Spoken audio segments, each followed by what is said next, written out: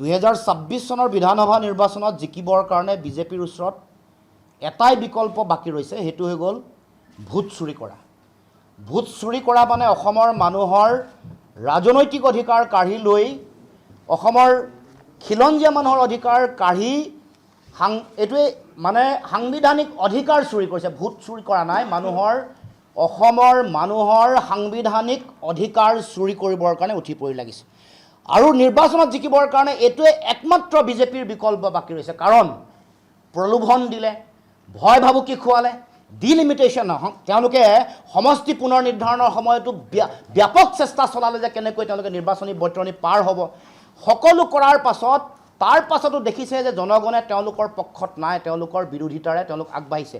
সেইকাৰণে তেওঁলোকে এই কাম এতিয়া কৰিবলৈ তেওঁলোকে আগবাঢ়িছে। ইতিমধ্যে গোটেই বিষয়টো প্ৰথম অখিল গগৈ ডাঙৰীয়া মানুহৰ আগত দেখুৱাই দিলে কেনেকৈ তেওঁলোকৰ সভাপতিয়ে, বিজেপি দলৰ সভাপতিয়ে কেনেকৈ ভোট কাটিবৰ কাৰণে কেনেকৈ নিৰ্দেশনা দিছে।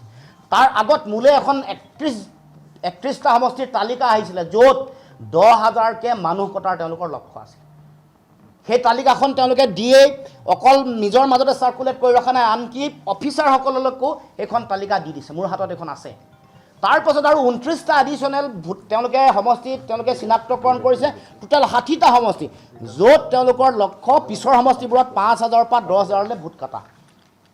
এই যিটো তেওঁলোকৰ মূল লক্ষ্য, এই লক্ষ্যটোৱে হ'ল যাতে তেওঁলোকৰ যিসকল মানুহ তেওঁলোকৰ লগত নাই, তেওঁলোকৰ বিজেপিক অতদিনে ভোট নিদিয়া মানুহবোৰ চিনাক্তকৰণ কৰি তেওঁলোকৰ নাম কাটিব লাগে, এইটো মূল লক্ষ্য।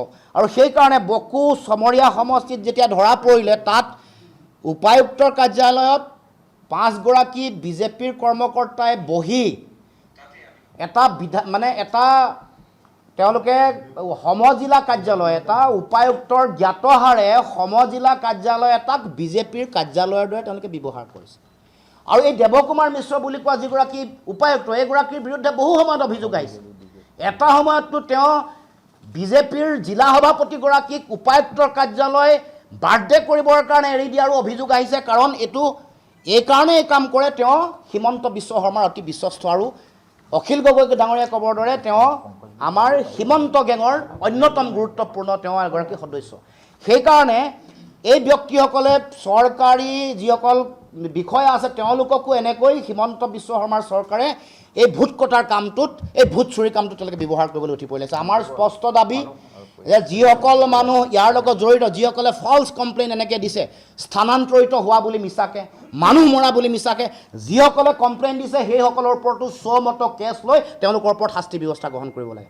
যিসকল অফিচাৰ এই কামটোৰ লগত জড়িত হৈ আছে, চৰকাৰৰ হৈ তেওঁলোকে কাম কাজ কৰি আছে, তেওঁলোকৰ বিৰুদ্ধেও কঠোৰ শাস্তি ব্যৱস্থা গ্ৰহণ কৰিব লাগে। ইলেকশ্যন কমিশ্যনৰ দায়িত্ব আছে যাতে যিসকল বিষয়াই বিজেপিক সহায় সহযোগিতা কৰিবৰ কাৰণে তেওঁলোকে পক্ষ লৈ কামটো কৰি আছে, আৰু এই যিটো কামটোক তেওঁলোকে মৌন সমৰ্থন দি আছে, তেওঁলোকৰ বিৰুদ্ধেও কঠোৰ ব্যৱস্থা গ্ৰহণ কৰিব লাগে। আৰু নহ'লে আগন্তুক দিনসমূহত এই নিৰ্বাচনৰ কোনো মূল্য নাথাকিব।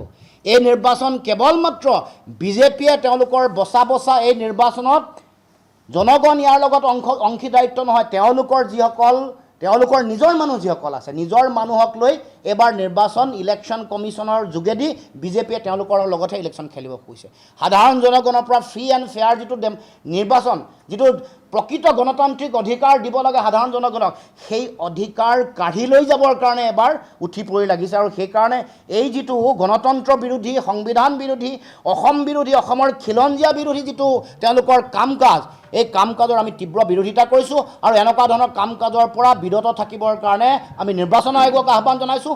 আৰু নিৰ্বাচন আয়োগেও স্বতন্ত্ৰ অনুষ্ঠান হিচাপে যিসকল মানুহ ইয়াৰ লগত জড়িত, যিসকল বিষয়াই মৌন সমৰ্থনেৰে এই কামৰ লগত জড়িত হৈছে, তেওঁলোকৰ বিৰুদ্ধে কঠোৰ ব্যৱস্থা গ্ৰহণ কৰিবৰ কাৰণে মই দাবী উত্থাপন কৰিছোঁ।